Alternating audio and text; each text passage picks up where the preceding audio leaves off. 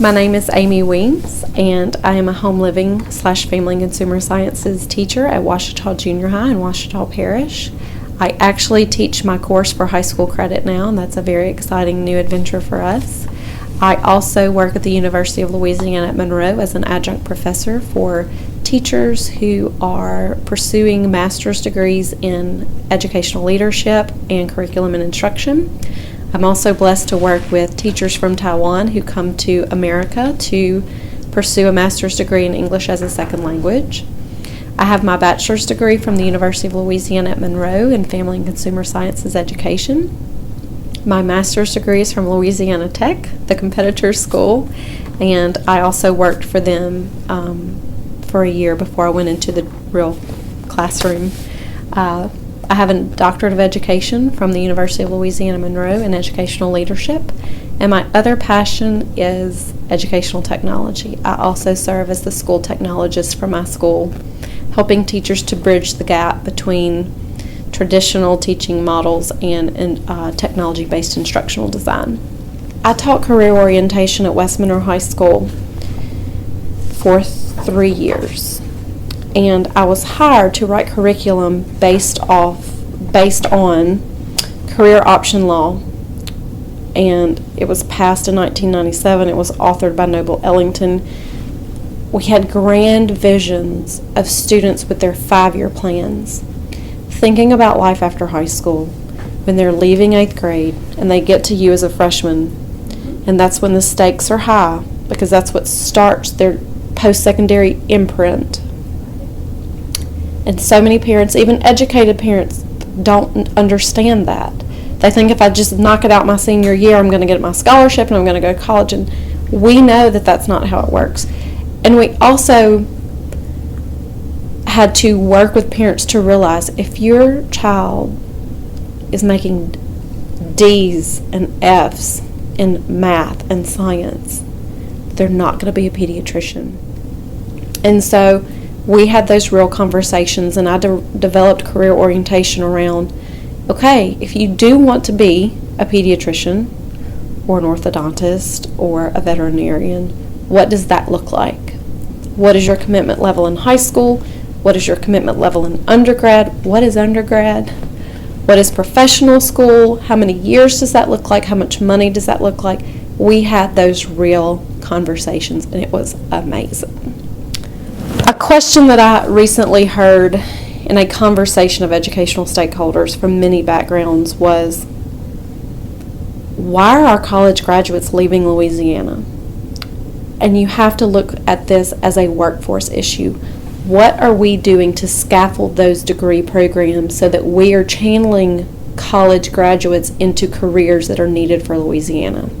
The reason so many of them leave is obviously they can't get a job.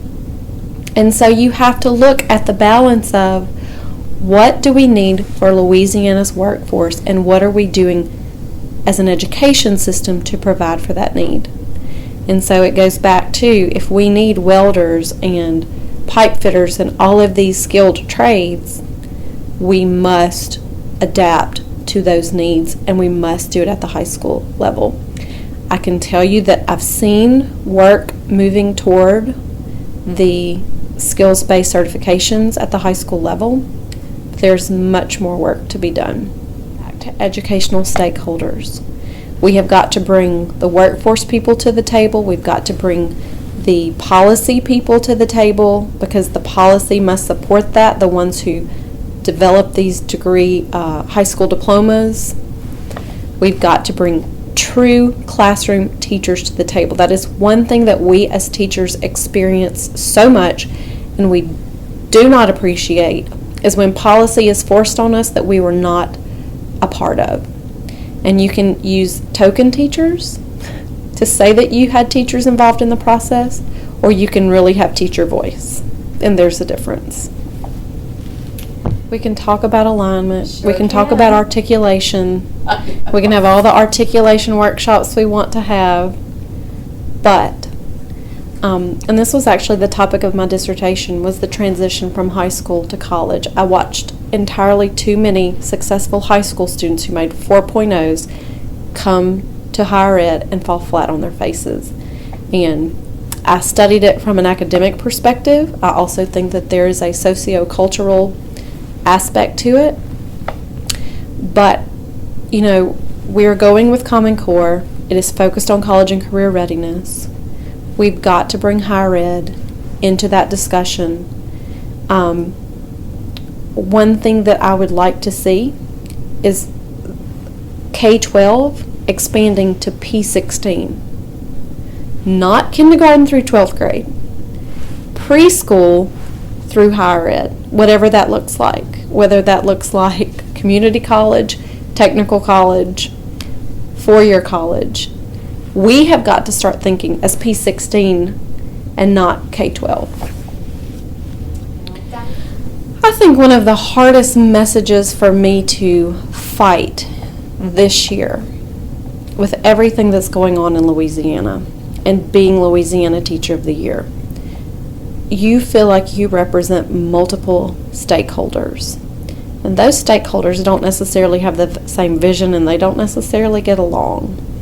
And I think one of the hardest messages that I had to overcome was the notion that's being put forth that if you stand up for teachers, you're against students.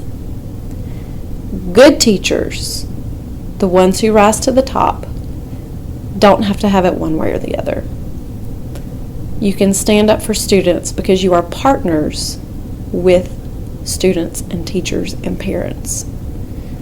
I jokingly call it fighting in front of the children. You know, when you have these different warring factors, you can do both. And the good teachers do both. You support, you represent your fellow teachers, but you also put the students at the forefront of your focus. I don't think that the kids gave me necessarily just automatic credibility because I was the state teacher of the year, but I think that they were my little cheerleaders in my classroom. And the funny thing that I found was that we naturally are a family. I teach family and consumer sciences, so we talk about life skills and we talk about like everything in the class relates to true life, so we truly are a family. But if a kid would get out of line, sometimes before I could even correct that kid, they would say, "That is the Louisiana Teacher of the Year. Do not speak to her that way." So it was just like I had built-in support from those students. You go through such an intense training process through the National Teacher of the Year Network.